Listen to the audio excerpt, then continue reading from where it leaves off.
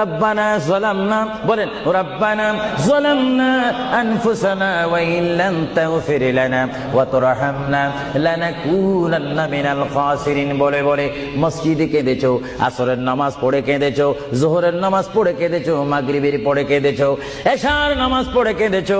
এ বান্দা, নামাজের মুসল্লা যখন বসে যাও, আমি আল্লাহকে তোমরা বারবার বল, আল্লাহ আমার গুনাহ মাফ করে দাও। তারপরও আমি তোমাদের গুনাহ মাফ করে নেই।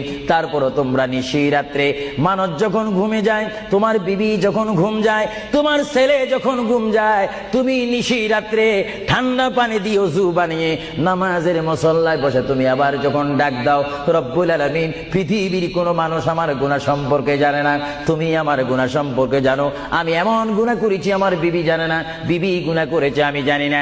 আল্লাহ তুমি সব কিচ্ছু জানো, হে আমার প্রভু তুমি আমাকে মাফ করে দাও।